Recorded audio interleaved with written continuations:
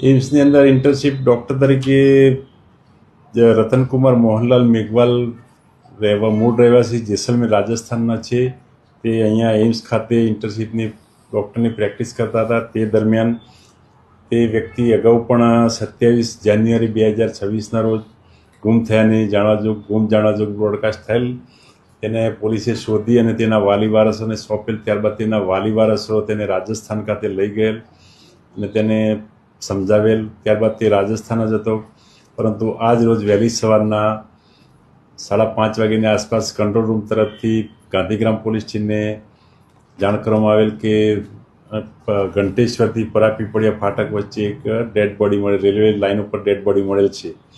જેનો સ્થાનિક પોલીસ જઈ અને ત્યાં તેનું ઇન્ક્વેસ્ટ પંચનામું કર્યું, તેમજ તેનું PM કરાવ્યું, તેના વાલી વારસોનો સંપર્ક કર્યો અને તે જે જગ્યાએ રેલવે નીચે કપાઈ ગયેલ ત્યાંથી તેનું લેપટોપ, મોબાઈલ, તેને બીજી મેડિકલની ફાઇલ તેમજ તેનો મોબાઈલ, ID કાર્ડ વગેરે વસ્તુઓ મળેલ.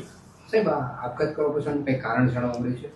આપઘાત કરવાનું પાછળનું હાલનું તો કોઈ કારણ જાણવા મળે નથી. તેના વાલી વારસો આવ્યા બાદ તેના વાલી વારસો પણ તેની જોડેથી એક સુસાઇડ નોટ મળેલ છે, જેમાં ગોળ વસ્તુઓ લખેલી છે બધી, પણ હજી ક્લિયર થતું નથી એમાં. કારણ કે એમની અંદર અમુક રાજસ્થાની મારવાડી ભાષા લખેલી છે, જેથી એના વાલી વારસો પાસે વંચાવી અને ક્લિયર કરવામાં આવશે. ના, એના વાલી વારસો રસ્તામાં જ છે.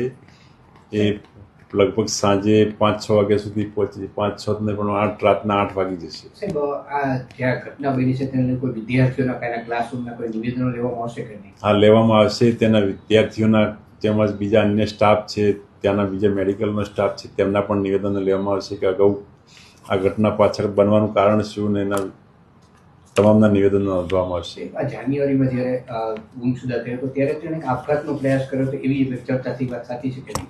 તે વખતે પણ પોલીસે ટ્રેસ કરીને રેલવે ટ્રેક નજીકથી જ પકડેલો, પરંતુ પછી તાત્કાલિક પકડવાથી અને શોધી કાઢવાથી તેના વાલી વારસને બોલાવી અને થોડું એને સમજાવટથી એના વતનમાં મોકલી આપેલ. અહીંયા કોઈ વિદ્યાર્થીઓને પરેશાન કરતો હોય એવી કઈ માહિતી મળી છે કે નહીં? એવી થોડી માહિતી છે હાલમાં. જ્યાં સુધી પૂરેપૂરું બધું તપાસ ના થાય ત્યાં સુધી કંઈ હાલ કહી ના શકાય. ઓકે.